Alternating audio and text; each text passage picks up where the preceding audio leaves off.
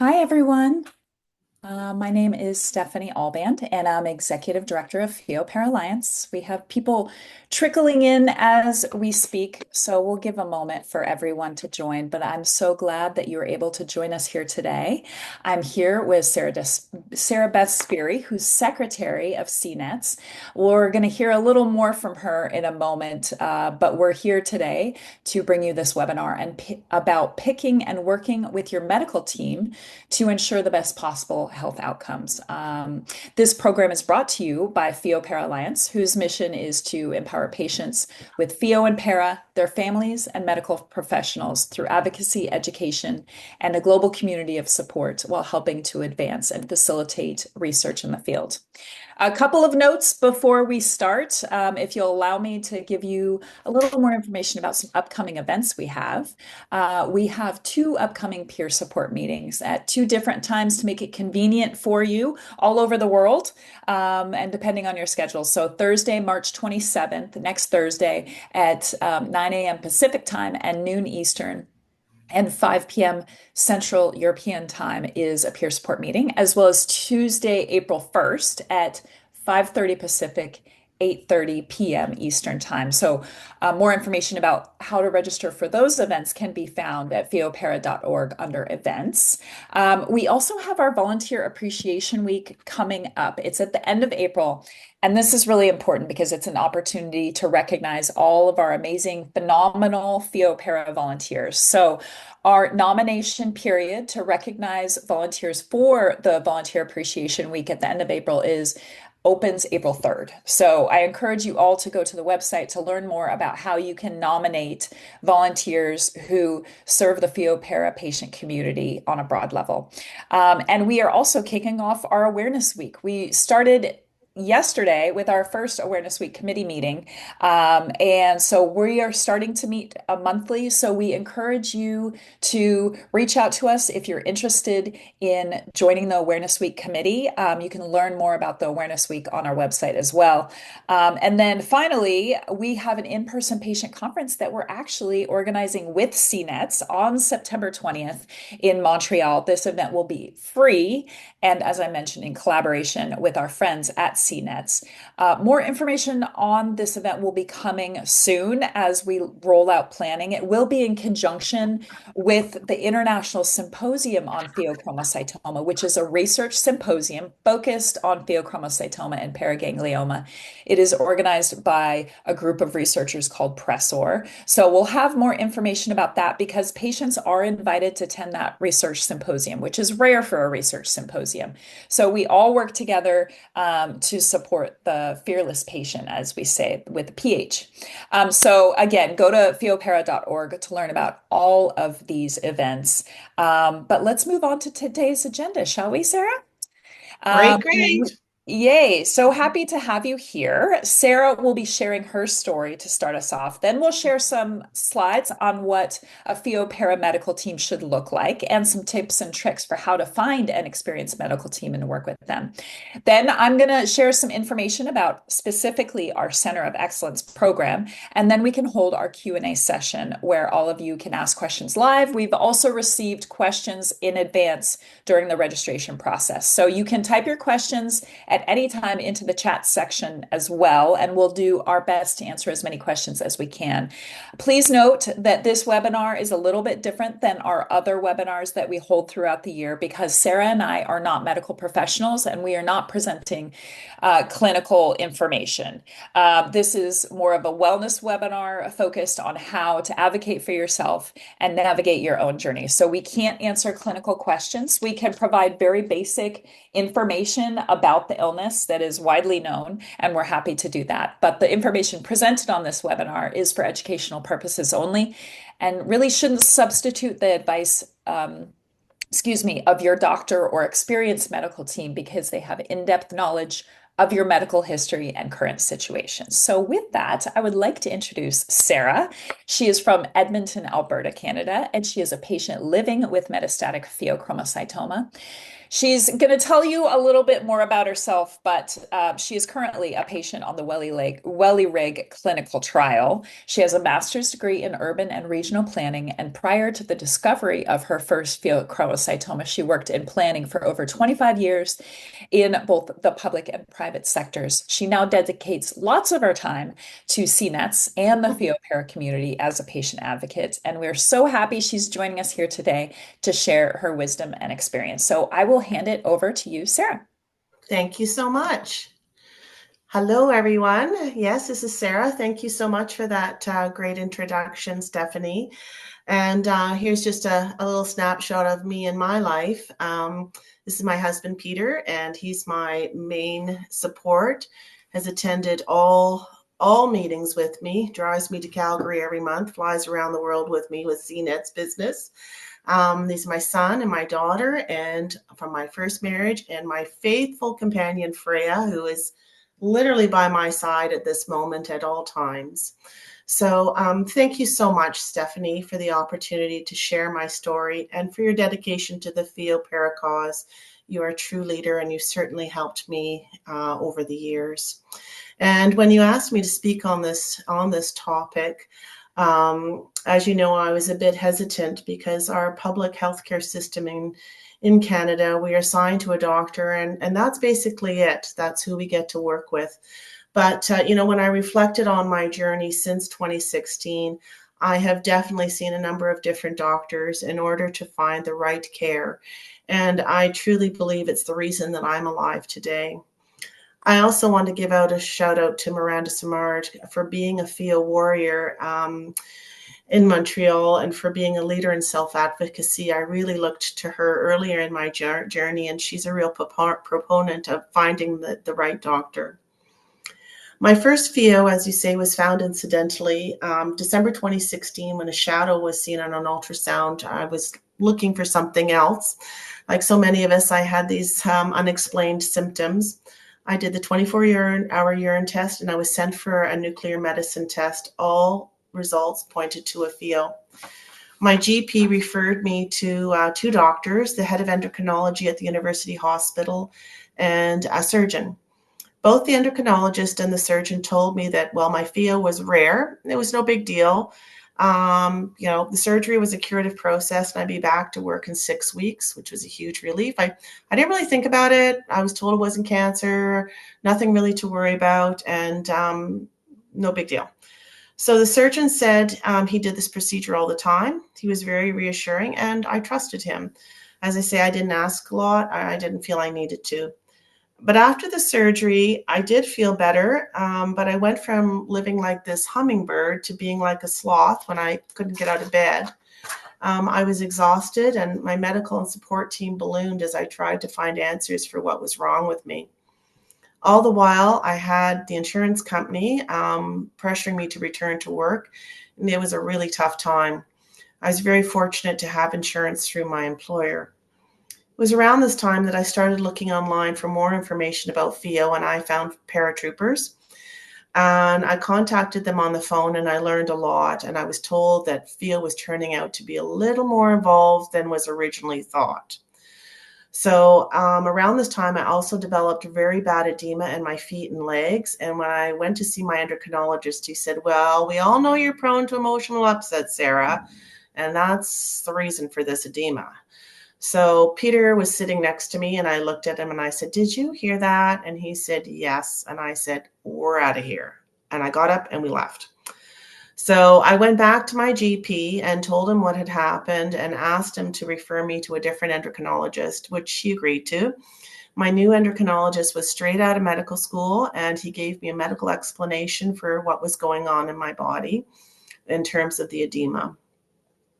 I was also a patient at the high-risk breast cancer clinic because breast cancer does run in my family.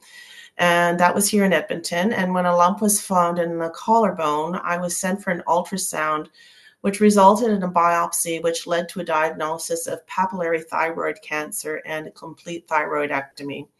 I should say that I also had genetic testing after my Pheo was removed, but I had to wait a long time because there was no geneticist in Edmonton. And then again, after my thyroid cancer. when I was sent for an appointment at the cancer center for radioactive iodine, I was sent to yet another endocrinologist, and she was my favorite. She was excellent. She said she'd reviewed my file, and she noted that one of my labs was raised by 1 point. And she told me that was too high for someone like me. And she started running more labs, the 24-hour urine, some blood work, and it showed elevated metanephrines. And she said, you're going for scans. So I went for scans, and it showed that my Pheo had spread to my bones throughout my torso. And this was a really dark time for me. Like, I was sitting on my back porch, totally catatonic. Like, I was just beyond. So I had a lot of good scans. We've got a lot of good scan, sort of what I call hardware here in Edmonton. And the scan showed I had mixed avidity, so no one treatment option would work for me. So the treatment plan was to wait until I was in a lot of pain and my spine was about to fracture, and then they'd intervene with radiation. I was told to carry on with my life as normal, which really was not possible for me. Those two things just didn't go together.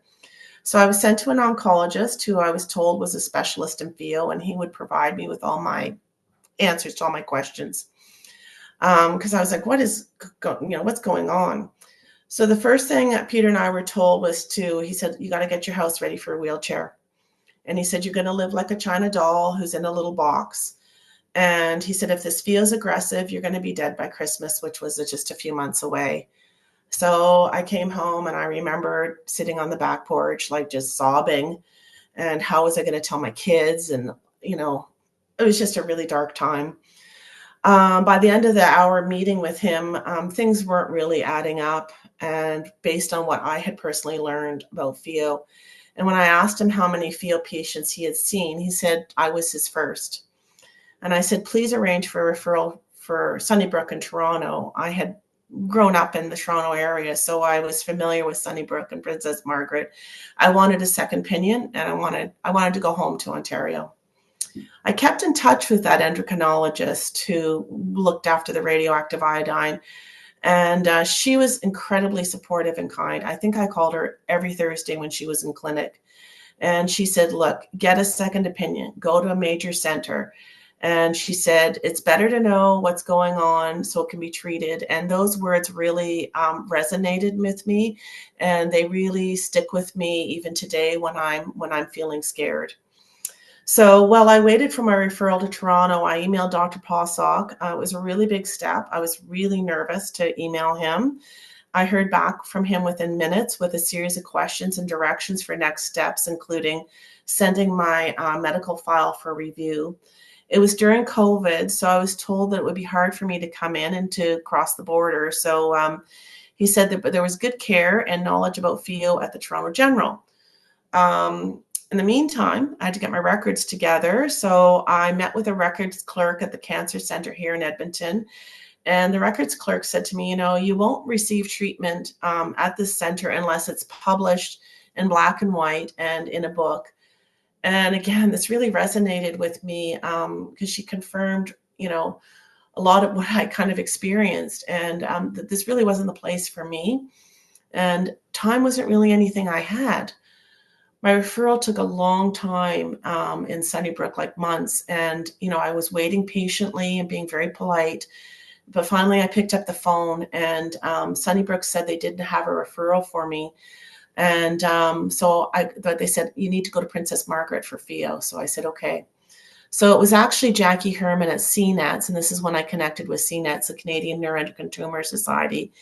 And she gave me the contact info for Dr. Izad, and as well as his secretary, who I wrote, and I heard back. And then I headed back to my GP, common theme here, going back to the GP for referral. I had a few appointments on the phone with the fellowship doctor in Toronto, Dr. Izad's fellowship doctor.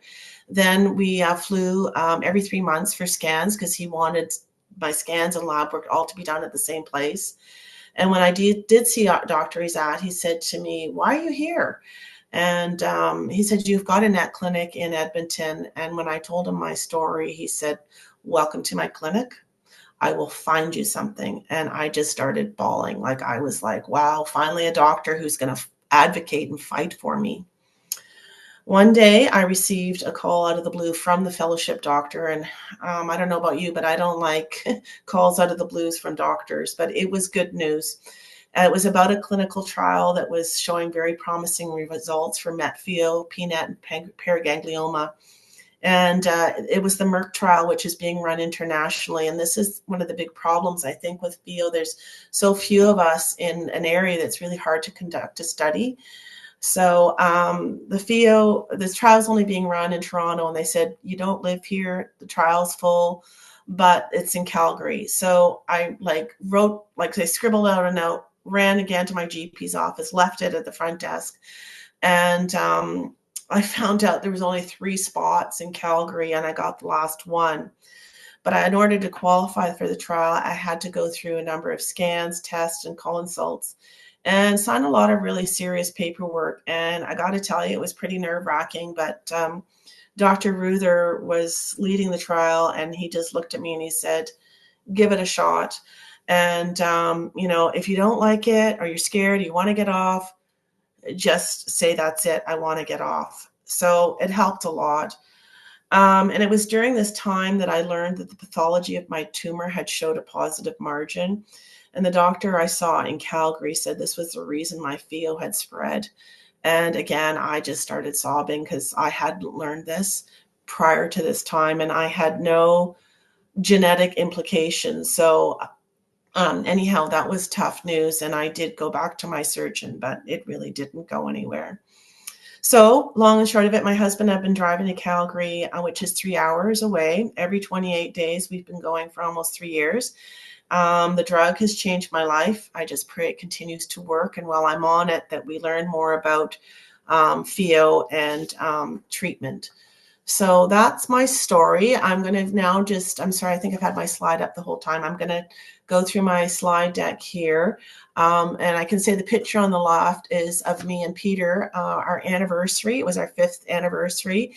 And that's us in the hotel in Calgary. So when we're in Calgary, even though it's sort of a tough time, we try to make the best of it and have a little fun and a break from the Pheo world.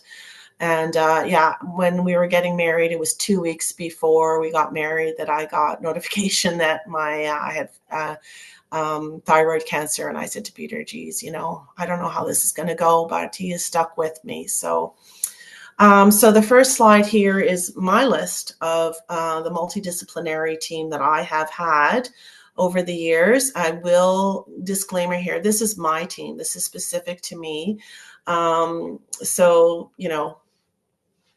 It'll be one that's special to you, sort of a bespoke case. I won't speak to all of these because, there's a lot of information here. So I'll highlight a few. The one that sort of keeps coming through at my talk, I feel, is general practitioner. I have a very strong relationship with my GP, and he's really what I would call my quarterback for my care. We have frank discussions where there's trust, honesty, and mutual respect. And in Canada, your GP is the one who refers you to specialists. I see my GP about once a month for a check-in. He sets a 30-minute appointment and we go through my list. And when things are choppy, we meet more often. Endocrinologist, pivotal role in the care of Pheo patients. And it's vital to be seen by an endocrinologist who's knowledgeable in Pheo. I have found myself in Edmonton, not a lot of them. I saw a few who specialized in diabetes, so it really wasn't helpful. So again, finding the right one.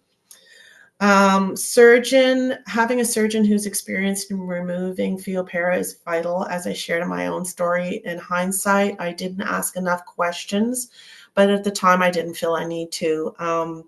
I trusted my surgeon. I basically handed my care over to him. And I will say I was at a different point in my healthcare journey at that time. And if I were to do it again, I would definitely ask more questions, and I would go to Toronto. I'd go to a major center that had surgeons who were more experienced in Pheo. Pathologist, this behind the scenes doctor is vital in our care and is someone that most of us will never meet. And as I say, in my care, the surgeon was not entirely forthcoming with my pathology report. And I think he was trying not to accept me because I was a wreck. Like, my metanephrines were off the charts. like, I don't know, 47,000 or something. And, I was an anxious mess. So, but I really feel, it's better to know what we're up against and make informed choices about next steps in our care plan. Psychologist, when I was off work, I was able to be funded for a psychologist through my insurance plan, and I requested that. I still see her, 7 years later. We get together about once a month because, as we all know, life doesn't stop for cancer. And, she's given me a lot of support dealing with, challenges of life. My mother died a few years ago, my stepfather, raising kids, all dealing with an ex-husband. There's lots going on. Another key person is your geneticist. I have had my genetics done at least 3 times. And one of them was to see if I was eligible for the WELIREG trial. Neurologist, I personally suffer from very severe bouts of vertigo. I see a neurologist about once a year. I also then go to a physio quite regularly. He's one of my very favorite members of my team. He has I think they're called Frizzell goggles, which he uses for treating me. Pharmacist, also key. I have 2 pharmacists, one who is a research pharmacist on the clinical trial. I've never met them, but they are the only person who is allowed to dispense the drugs for patients on the trial. She is a research pharmacist. And I also have GERD now, and I was prescribed a drug. So when I was there, I sent them the prescription, and they got back to me and said, no, not an option, but take this. I also have a very long-term relationship with my pharmacist near my home. And I know when I pick up the phone, or he knows, I just have the same person I deal with. He knows me. I don't have to explain my situation. Really a key person. So as you can see, I've got a diverse team. Pheo Para impacts a lot of areas of our body. Okay, next. Characteristics of what our team should look like for us. In my opinion, the most important characteristic of your specialist is in-depth knowledge of Pheo Para. Depending on the role of the specialist will dictate how much knowledge I find they will need. In my opinion, your GP, surgeon, endocrinologist, radiologist should have an in-depth knowledge of Pheo Para and have seen other Pheo patients. So they know how to manage Pheo Para and what tests to give you, treatments, options, that kind of thing. Psychologist, physio, massage therapist, trainer, all very important to have a working knowledge of Pheo Para and how to treat you. Strong communicator, I think this goes without saying, but our specialists need to have strong communication skills. Someone who can explain and educate us on the complexity of our disease to the degree we are comfortable with. So we can talk about the tests, the treatment options, and have them explained to us. We also need a good listener, someone who takes us seriously. I had so many years of being dismissed about some very serious symptoms, but were, so unrelated. I did go to see a number of different specialists, but no one kind of put the puzzle pieces together. So we need, subject matter expert on this rare condition. Advocate, we need a specialist who's going to fight for us and see that we get the best care. I truly felt this was the case for, I keep coming back to that endocrinologist that I saw at the Cross here in Edmonton. She was one of the best doctors I've seen. And then Dr. Azat in Toronto was really the first time, rather than someone shrugging their shoulders, said, hey, yeah, I'm going to find you something. Rare patients like us often have large files. We need a lot of lab work, extensive scans. We're complex, we're complicated, and we take up resources. So we need doctors who are willing to fight for us and have the right assessment and treatment and ensure we get the best care. Emotional support. My hope is that all of us can find a specialist who we can trust and have a good relationship with us, and someone who's going to treat us with empathy and compassion. Having a Pheo Para is a lonely place. It doesn't really go the normal cancer route, and it's really hard to explain to people. So helps you with the emotional support piece so you can cope. Collaboration, my hope is to find a specialist who's willing to work with you as a team member and also with other members of your team of specialists. And this may vary between people, patients, of how much you wish to be involved with your care and decision making.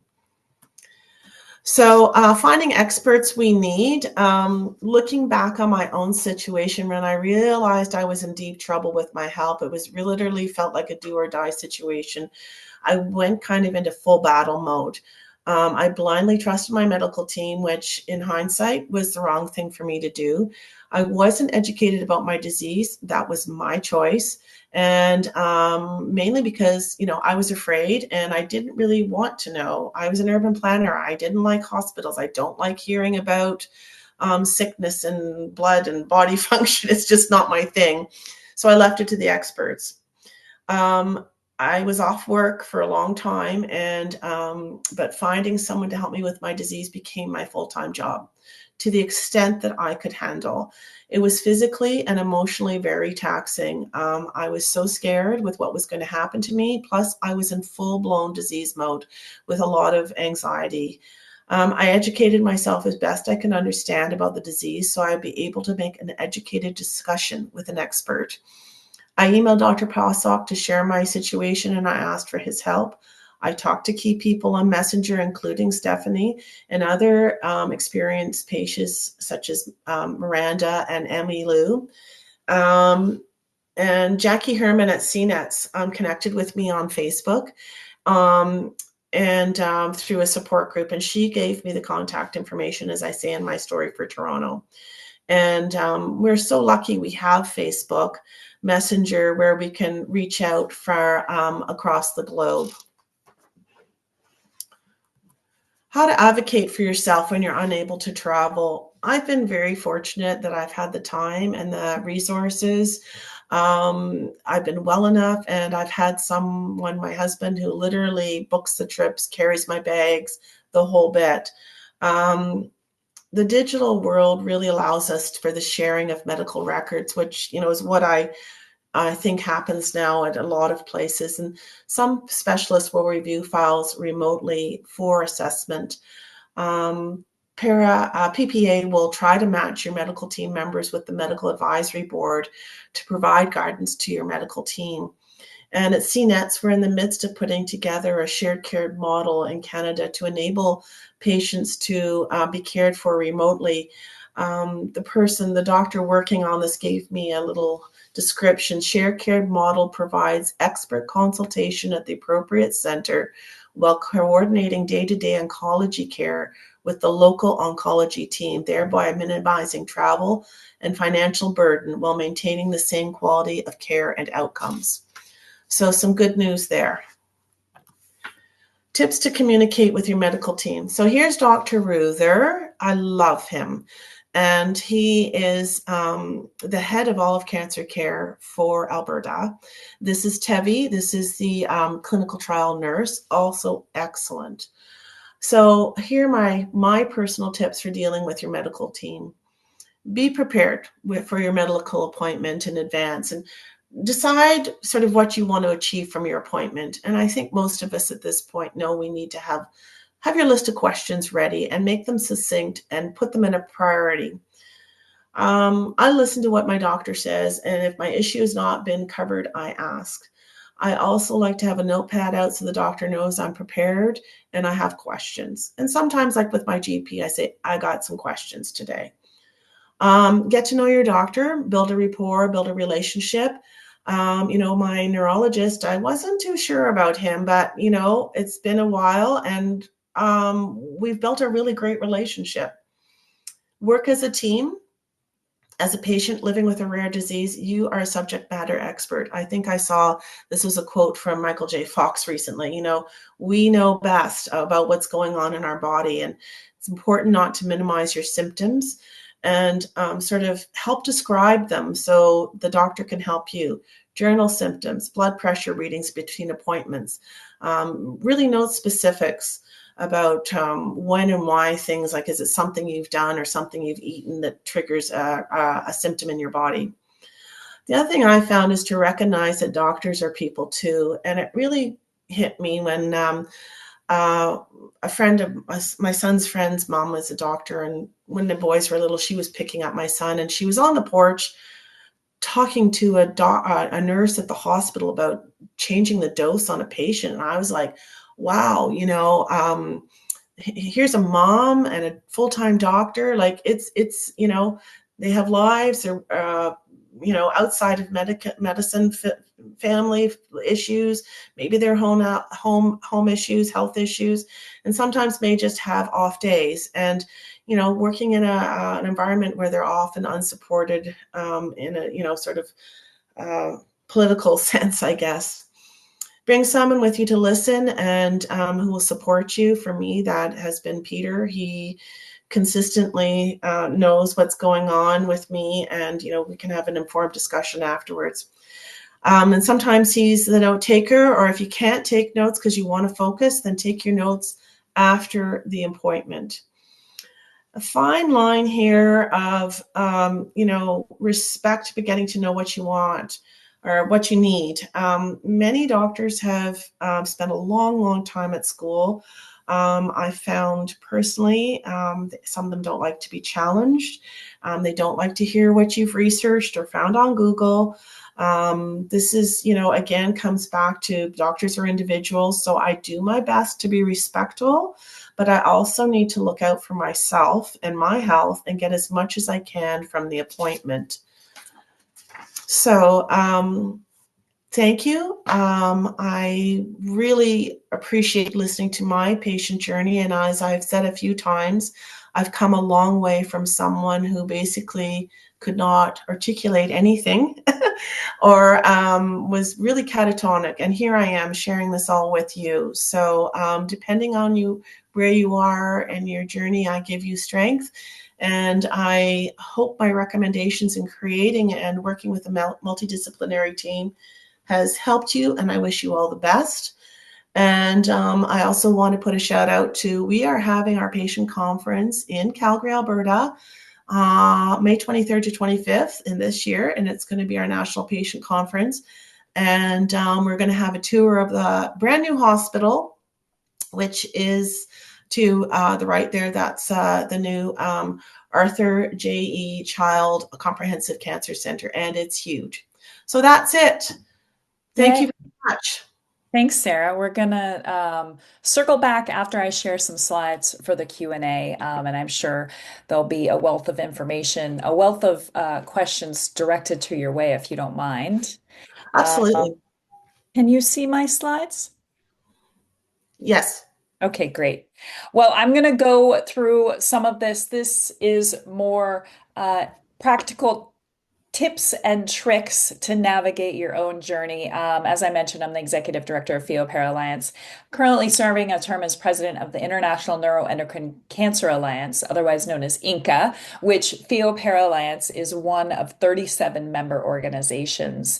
And together we create a global net community. And I think I only mention this, although I love to share pictures of my family. I only mention that I'm a rare cancer mom because it provides some perspective, because I'm not personally affected by Pheo or para, but my daughter is a two-time rare cancer survivor. And the similarities amongst rare cancers, timely diagnosis, finding a multidisciplinary experienced team, trying to navigate your way or your child's way through a rare cancer. There's a lot of similarities. So I know that when my daughter was first diagnosed, the local oncologist here said at an academic institution said, we aren't experts here. You should go see the expert. And that's truly a sign of a good doctor is knowing their capabilities and their limitations. So that was one of the best pieces of advice I received from our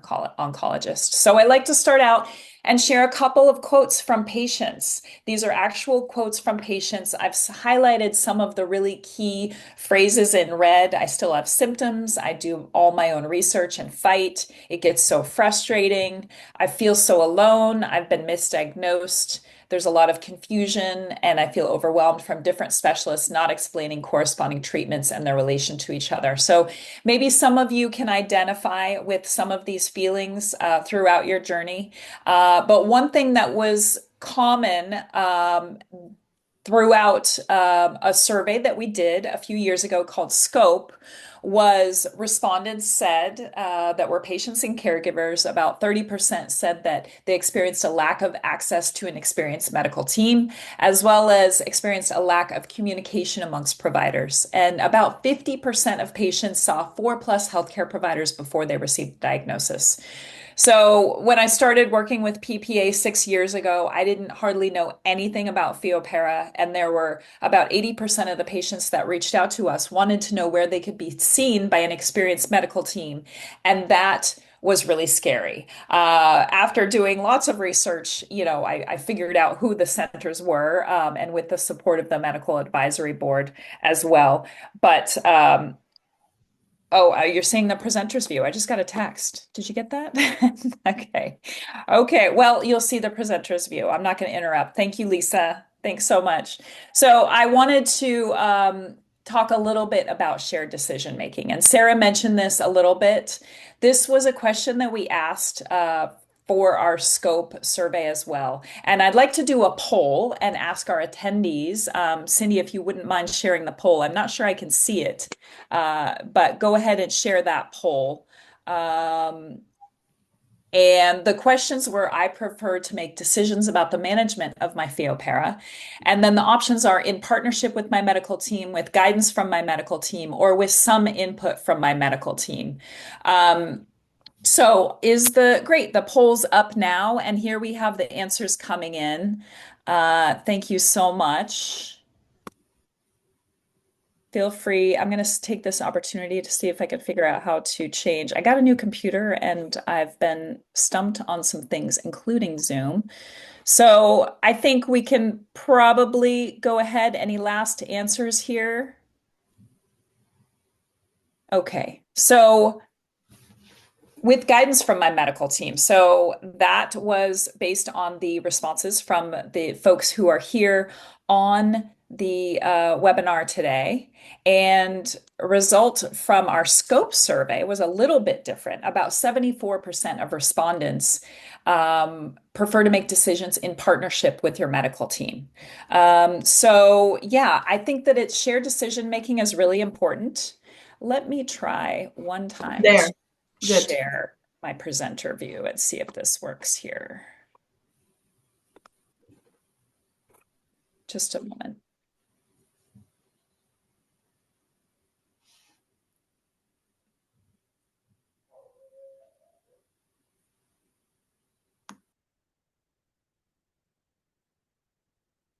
No, you still see presenter view, huh?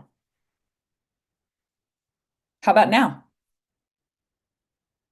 Sara, can you see my whole screen or is it the presenter view? Still I can see your whole, no, there's presenter the view other now. one. Okay. Another one.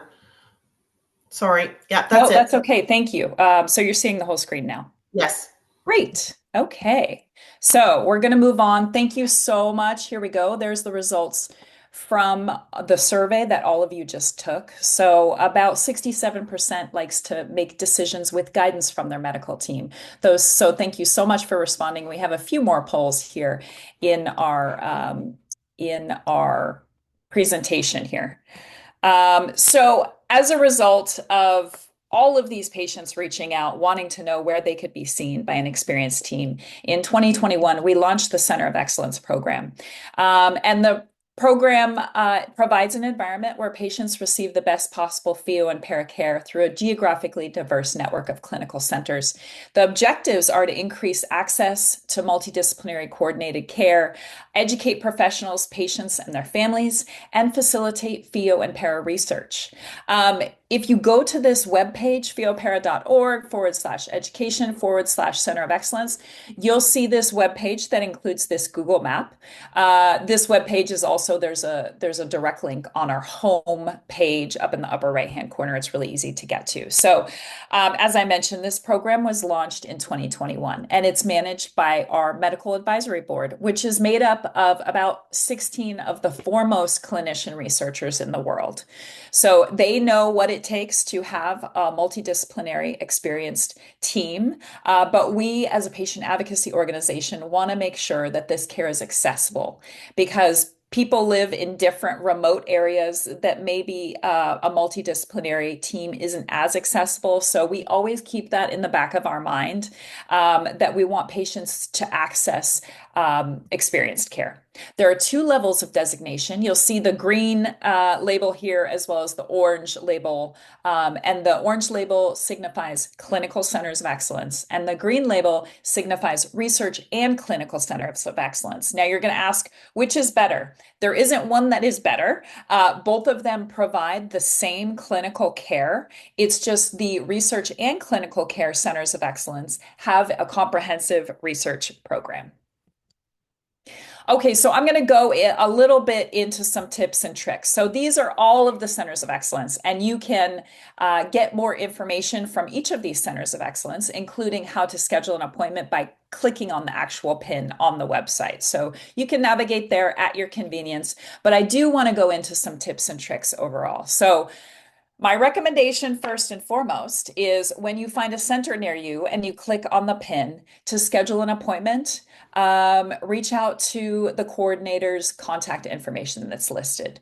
If you navigate to the Center of Excellence website, the general scheduling line will be all over the website, and that just filters down to all of the pages on that big, massive institution center website. But sometimes if you call the general scheduling line, because they deal with 75 different specialties, and you ask to make an appointment for the Pheo Center of Excellence, they're not going to know what that is. So we have a dedicated person at each Center of Excellence to help coordinate appointments, and that's usually listed under the coordinator section here. So reach out to the coordinator to schedule an appointment.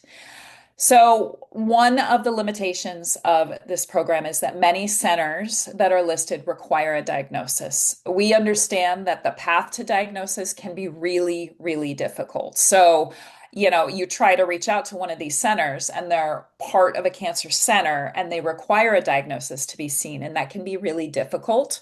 So what I recommend for those folks who are close to a diagnosis is reach out to the coordinator, say, can I make an appointment? If they say no, because you don't have a diagnosis, I recommend asking that coordinator if there is an endocrinologist or another specialist within the same institution that is not part of the cancer center that you can see to help with the diagnosis. And staying within the same institution will help you once you get a diagnosis to get to the right specialist or to get within that Center of Excellence program. Many patients travel a long distance for care. If we can bring up that second question about how far patients travel for care, that would be great. It should be noted that many patients travel a far distance within their own state. Sometimes you can get approval to go out of your state as well, and many patients travel to surrounding states or even states that are far away. So because this is a rare cancer, it's really important that if resources allow, that usually within even the same state that you can travel and receive care. So I wanted to make note of that it's going to be really uncommon to have multiple choices within the same major city to go to. So if you can go ahead and answer this question, how far do you travel one way to see your Pheo paramedical team? We already have some answers that have come in, and we'll give just a couple more minutes to provide any answers. So I will go ahead and end the poll here.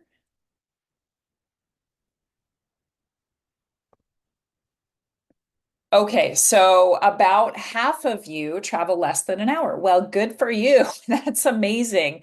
And about half of you travel over 3 hours. So that's not so good. But what I want to share with you is that is common. And to make sure that you aren't that zebra at your center, that they're used to seeing lots of Pheo patients, that traveling is very common, unfortunately. Okay, moving on.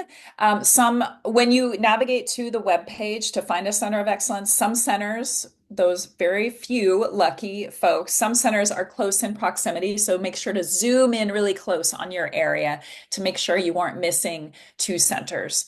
I get this question all the time, and this is a really difficult question to answer. Which center is the best for fill in the blank, whether it's head and neck paraganglioma, aortic paraganglioma, adrenal surgery.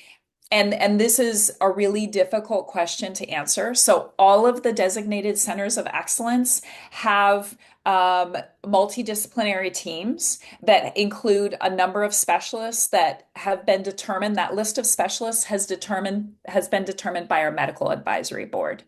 Um, of course, within that, there are some centers that have more experience in certain areas just based on the geography of the caseload of patients that they see or based on the experience of a provider. So it just depends. And then that leads me to my next point, which is centers must be a good fit for the patient. Sara mentioned this too. This is really important, especially, for example, I'm just going to use head and neck tumors as an example. If you have a paraganglioma in the head and neck region and you absolutely want it taken out, you want surgery, you may have a difficult time finding a provider, a surgeon that is willing to do that surgery because there are such huge risks associated. Not always, but in many cases, there are such huge long-term risks associated with performing surgeries in that areas. Or alternatively, you may be a patient who absolutely doesn't want surgery, and your surgeon may be recommending surgery. So oftentimes, especially with surgeons, you have to find somebody that's a good fit for you.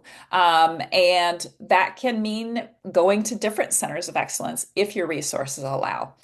Another tip is you may have problems with if there is no center of excellence in your state and your insurance does not allow you to go out of state.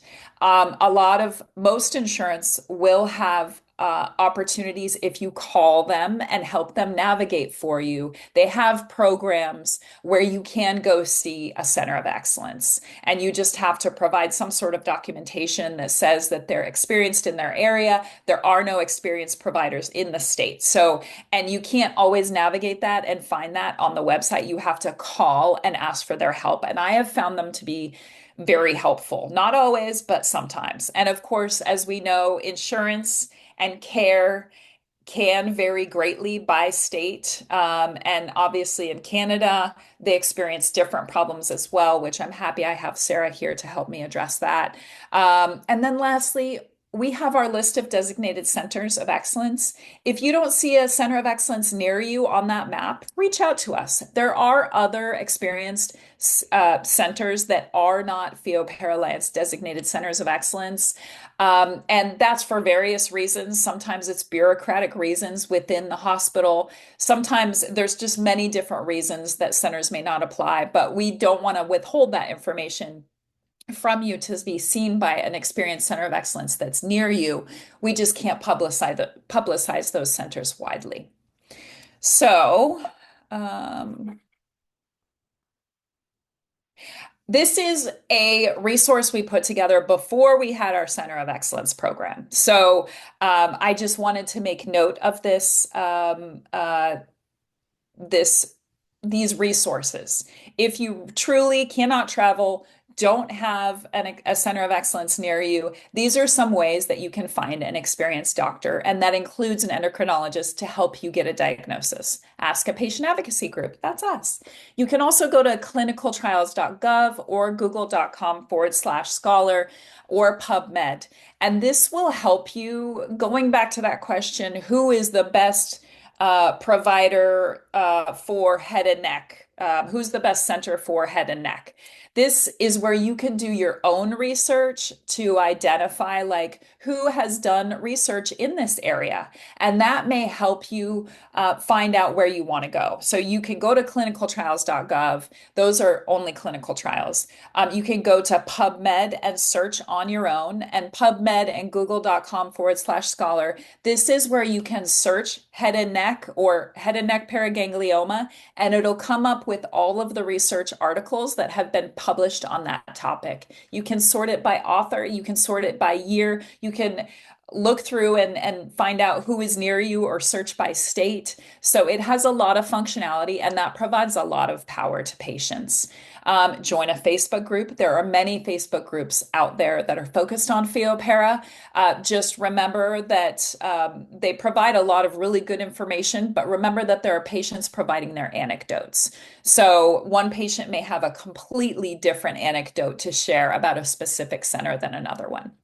And then a good old Google search. And then also ask your doctor to help you find an experienced provider. Sara mentioned she had a healthcare champion that helped her find an experienced team. And so reach out to a doctor that you have a good rapport with and good trust with. I wanted to mention patient feedback because patient feedback is really important for the application and for the reapplication process for centers of excellence. So when centers are interested in applying for a center of excellence designation, they fill out a form, they provide some supplemental materials about their center. But then we also ask for patient feedback from our community. We share that on our website, we share it on social media, as well as in mass email, and ask for feedback from patients who have been seen at that center in the past year. And we collect all of that feedback, and then we try to identify patterns of deficiencies. If there's a couple of patient feedbacks that have mentioned problem with communication amongst different specialists. We will share all feedback, negative, positive, doesn't matter, with our medical advisory board as well as with our center and the center's co-director.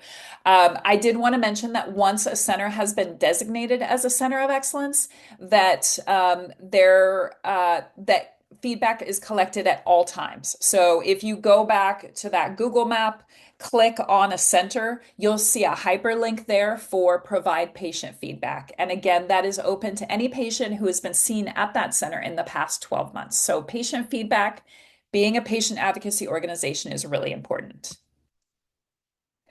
We get this question too, which is such a lovely question. I'm so happy that patients feel so strongly about some of the centers that they've been seen at that don't have a designation from PheoPara Alliance. How does a center become a center of excellence? And here we've invited Yoda. Yoda's inviting all experienced centers of excellence to to apply for a designation. And pheopara.org/COE. You can share this webpage with your team. This is a clinician-facing page. This is different than the webpage I shared previously, which is patient-facing. But this webpage shares information on the criteria that's required to become a center of excellence, as well as how the application process works. So please share this info with your team and help us get the word out about the Center of Excellence program. So with that, I always end with our beautiful artwork from our very talented patients. And I think it's just really important to remember that you are the one who cares most about your health. So don't ever feel bad about pushing, about asking questions, about getting second opinions. It is your right and duty. And I also know it can be really emotionally exhausting to continue to advocate for yourself. So sometimes just recognizing that in that it's really hard to keep pushing. We understand that. We get that. We're here to help you in any way that we can. But sometimes just recognizing that it's really emotionally taxing to keep continuing to push to help to get answers and to get the care that you deserve. So with that, I will end my slides. Hi, Sara. Are you on mute? I'll unmute. There we That go. was great. Thank you so much. Yeah, of Yes, course. this is great. So we have some questions that have come in ahead of time, as well as one in the queue. This is from Marianne, and actually from Ottawa. So I will let you answer this question, and obviously you don't have all of Marianne's information, but maybe you can just kind Mhm. of answer Sure. in relation to her question. I have a neuroendocrine tumor and am being followed by an oncologist in Ottawa. I've been wanting a second opinion because I've been giving confusing answers. Should I ask my oncologist for a second opinion to go to Sunnybrook, or could she get mad at me and drop me as a patient? Well, hi. I lived in Ottawa for about 5 years myself. It's a great city. I think what Stephanie just said, you really need to look out for what's best for you, what's for your best interests. You know, I mean, for my situation, this was really like, when I became metastatic, it was really a life and death situation. And I really think you need to do what's best for you, not worry about hurting anybody's feelings. Um, I think that's the ultimate thing. And but I would suggest, if I'm allowed to do that, to say it's Dr. Zat at Princess Margaret that you need to see. And I have actually, I don't know if referred is the right word. It's a little bit strong, but I've recommended him to a lot of people because he really is the only oncologist, endocrinologist in Canada. And I know there's another Pheo para who lives in Ottawa who had a very similar question to what you're saying. And but as Stephanie said, a sign of a good doctor is saying, I don't know. I don't know, but I'm going to find you the right person. And it's really about finding you the right care. And they should not at all be concerned about you asking for a second opinion because, when I was first with this, it's like 1 in a million. Well, the population of Edmonton is 1 in a million. So, it's just, you're welcome to message me in Messenger for further discussion, and I can provide you with Dr. Azat's information. But and I'll introduce you to another woman in Ottawa who's going through something very similar to you. And she goes to see Dr. Azad once in a while as well. Does that help? Yeah, thanks, Sarah. I think that's really good. And I don't think that they are allowed to fire you as a patient for getting a second opinion. So I think that also it's the art of medicine, and I know it's all based on science, but you will get differing opinions. And sometimes you just need to figure out what you're most comfortable with within those differing opinions. So yeah, it can be difficult to learn how to speak up for yourself and address differing opinions. We had a question in the Q&A about centers that are experienced in pediatric area. So all of the centers of excellence have specialists that are identified as having experience in pediatric Pheopara. Sometimes they are at a children's center. Sometimes they are not at a children's center because the provider is just happens to be experienced in Pheopara in the pediatric population. So all of the designated centers are required to have pediatric expertise. Sometimes this goes back to, okay, well, which one's the best? And sometimes you can do, as I mentioned, research on PubMed and, type in pediatric paraganglioma or pediatric pheochromocytoma, and you can find some that are a little more experienced in some areas. So thank you so much for that question because our pediatric patients are even more rare, although they oftentimes will have a genetic mutation, so they have to kind of deal with it for their whole life. Yes. So getting a team early on for them is really, really important. I'm gonna pull up the Q&A. Yes, I'm happy to if you have further questions about the pediatric stuff. I just shared my email. How do I know I have Pheopara? I am metastatic. Uh,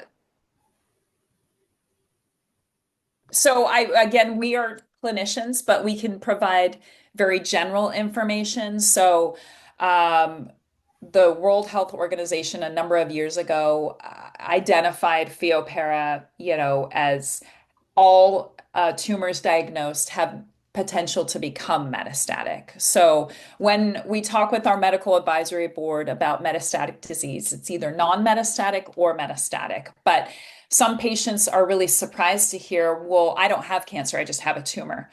A tumor is cancer. So that can be really scary for some patients, but all patients diagnosed with a Pheopara have cancer. They have a type of cancer. And the only way to know if a pheopara is metastatic is like Sarah, if it showed up in places where it isn't usually, like the bones. And you wanna talk again, we can't provide clinical information. This is very basic information. But Sarah, anything to add? Well, I think the other, I didn't entirely hear the question, but the other thing that's really important is that, which I didn't mention, is that annual check. I mean, we still do the urine, the 24 urine. I think there is a plasma blood test to check your metanephrin on an annual basis. So, anyhow, that's another thing to just get that annual check. It's not a one and done situation by any means. That's old school. Yeah, and Cindy, thanks so much for also addressing Marianne's question regarding a net. And this can be confusing too, is that Pheopara is a type of neuroendocrine tumor. So it's most often, it's under this umbrella of neuroendocrine tumors, but it's an even more type of rare neuroendocrine Yeah, tumor. yeah. I think we can ask some of these other questions that we had in advance.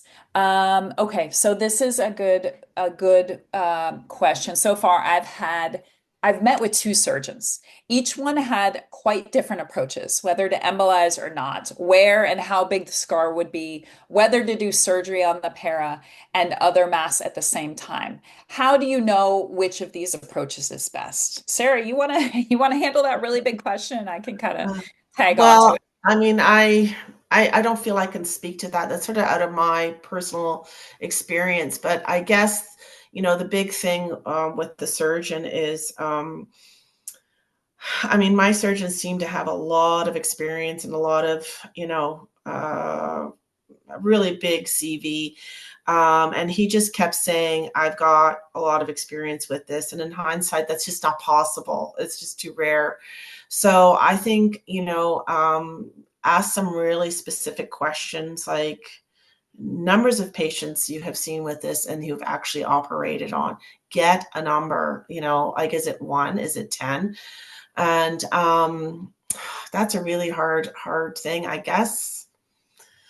I don't know. Ask for another opinion. I don't Yeah, know. no, I think you've given some really good insight. I also think that especially with surgery, as I just mentioned, you're going to get a lot of different answers. I don't know if this is in the head and neck or where this paraganglioma is, or it looks like there's probably multiple.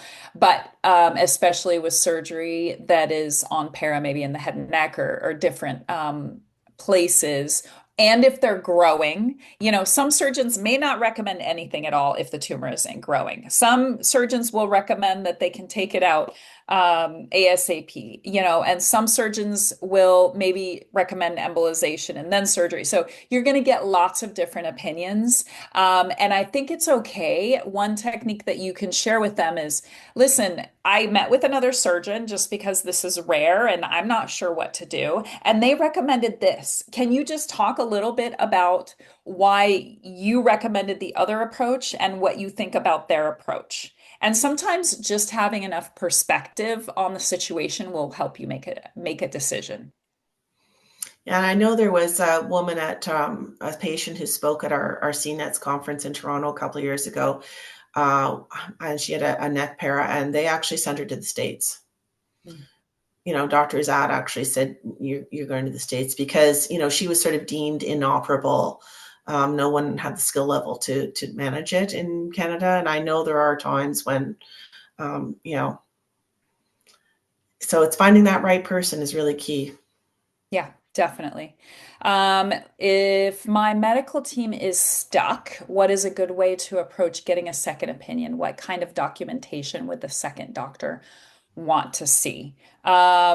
I would imagine, and I think what you mean stuck is, they're not sure what to do with you and they don't know how to help you, which I don't like that answer. I don't like that that they say they're stuck. Yeah. Your doctor should, even if it's let me find somebody who's experienced that I can recommend. I I don't accept, that they say that they're stuck. There's always, some way that they might be able to direct you, and you're responsible for your own care, but at least they can provide some guidance. Yeah, I mean, I think the basics are, any imaging that you've had. So that would be the, CD imaging or digital imaging of your CT, MRI, your plasma metanephrine or your urinary metanephrine, and they may want to redo those in order to give you a second opinion. But I would think that those, any pathology reports, if you've had surgery, any actual documentation to share with them.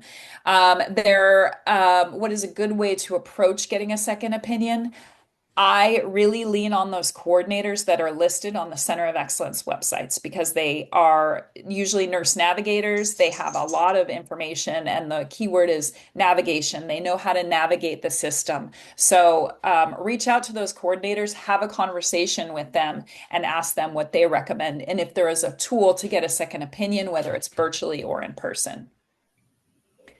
Yeah, that's to me that's a sign of a doctor you don't want to be with if they're stuck, Yeah. right?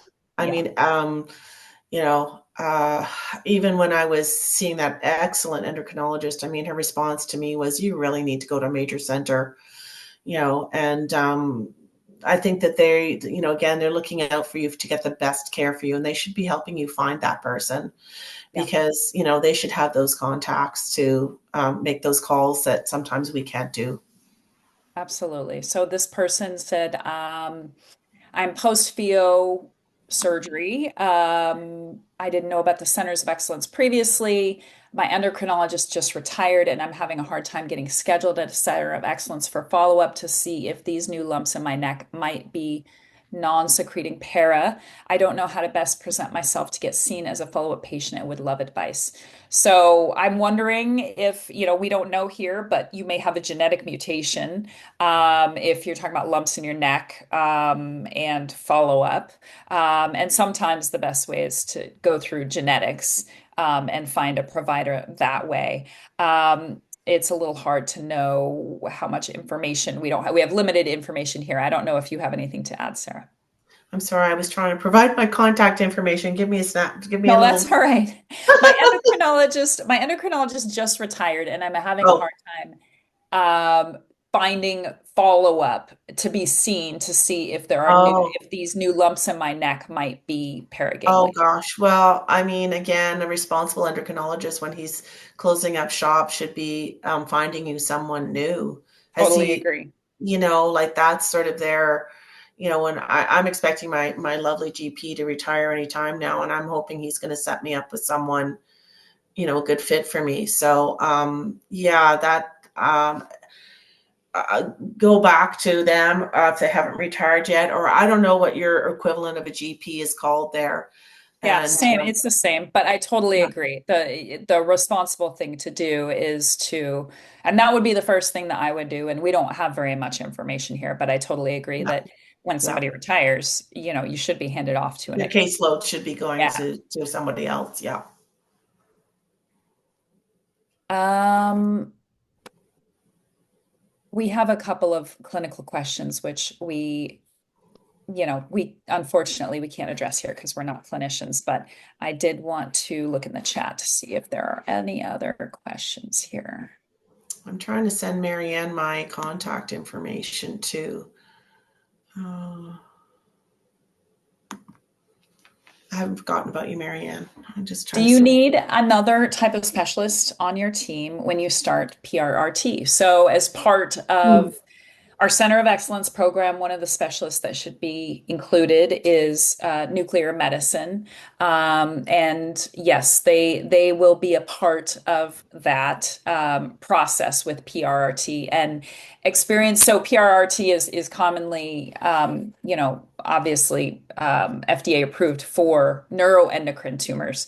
And Pheo luckily falls under that umbrella. But depending on how your insurance processes it, it might be off label or it might fall under that designation. But yes, and it's a lot more common to have experienced neuroendocrine tumor teams. So there's a lot more experienced NET teams as Yeah, opposed to experienced Pheo teams. And yeah. so I think your likelihood of finding an experienced nuclear medicine physician in that area is you won't have as much problems with that. Yeah.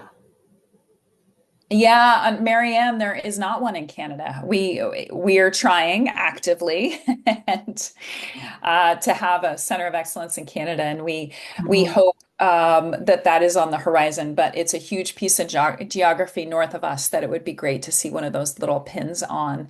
And obviously, our patients to the north are very worthy. Dr. Azat, as Sara has mentioned, is a very experienced provider, but we haven't actually, we don't have an officially designated center. Yeah, I think that's one of the little talks I gave for, I can't remember where it was, something to do with CNETs, is that, with my geography background, I mean, the population density of this country is so low. We're so big, we're so spread out.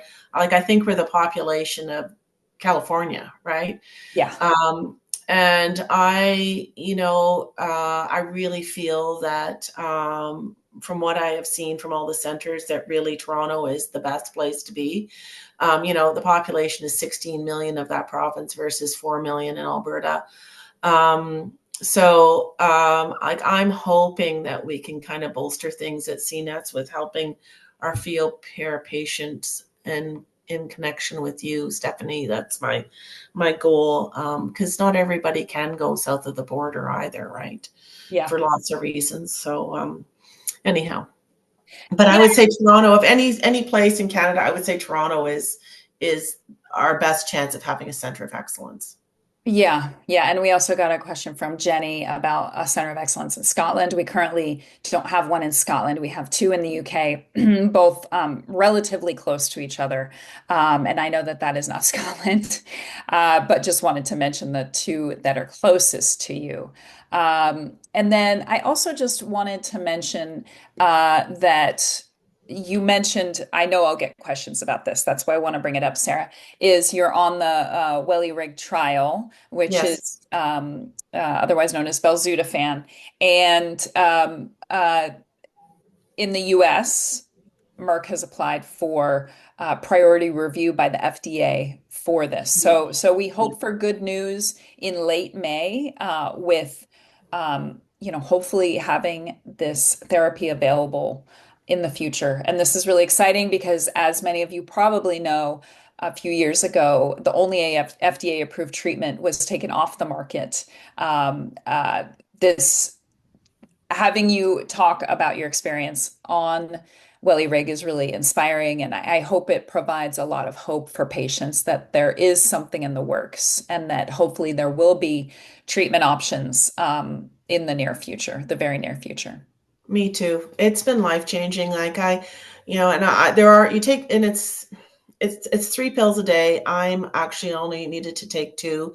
My blood pressure dropped quite a bit on 3 pills. And I mean, I could talk to you about it forever, but I did feel better than I had felt in years. The biggest gift of all was that I wasn't thinking about my disease all the time because I wasn't noticing symptoms all the time. And I actually came off my blood pressure medication. I did have some reduction in tumor size. It sort of bounced back up, but it stayed pretty much the same for 3 years. I don't know all my lab work numbers. They don't tell me, and I am a little bit of a head in the sand. Like, I don't want to know sometimes. I just want to carry on. And I mean, the biggest thing is right now for me is scan anxiety. I had my scans last week, and I'm sitting waiting, and it's just always, is the drug going to keep working? Is the drug going to keep working? Because it really has been so fantastic. So. Yeah, and scanxiety is, yeah, Mary Ann commented scanxiety is real. And we all, I mean, it's overwhelming. It's overwhelming Yeah. for, depending on when your scan is and when you get the results for a significant portion. And it's really hard to get over it, because it does no worry. It does no good whether you worry about it or Or not. not. Yeah. It doesn't influence the outcome, right? Right. It's a real thing and it's emotionally overpowering. And yeah, I appreciate you mentioning that because a lot of patients experience that. I experience that with my daughter all the time. So Yeah. Well, and we often talk about, it's the physical aspect of dealing with all of this, but wow, it's a real mental game, a huge mental game, right? That's a big, big piece of it. So I do recommend to have, if you can somewhere, somehow, find that emotional support piece, whether it's, faith-based or a psychologist or just a good doctor. Yeah, absolutely. Well, I would like to wrap up now, and I'd like to thank you, Sarah, for your time and dedication. And I know you're happy Friday, and I really appreciate your insight and your telling your story and Uh, also your perspective from our neighbors to the north. This webinar will be available in a few days' time on YouTube, and we'll share it on the website and social media, a link to those. And then if you'd like to stay informed about this topic or other topics and opportunities to get involved, sign up for our e-news and also follow us on social media at Pheo. If this information has been useful to you, we do recommend and ask for your support via thanks, Sarah, for sharing your contact information in the chat.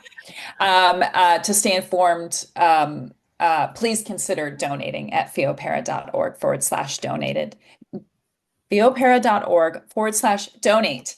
And we're going to have more webinars this year on various topics. We'll reach out to you independently, Marianne. I see you're a little, you can't see the contact information in there. We can reach out to you separately. But yeah, if I'd you like don't to thank mind. Yeah. Cindy on the back end for making sure that everything runs smoothly. And Sarah, again, I really appreciate your time, Oh and gosh. we'll see you soon. And good luck on the CNET's conference. Yeah, we're super excited because always has been it's usually in Toronto because everybody's in Toronto. So we're trying to do a big, Western welcome. So we're super excited. So Marianne, if you can come or my Canadian friends, try and get out there and let me know if you're interested in coming and yeah. Thank you so much. And again, thank you for all your dedication to this. You've helped me so much over the years. Honest to God, I really have. Same, same. Thanks. Have a great Okay. weekend, everyone. Bye, Thanks for everybody. joining. Bye bye. Bye.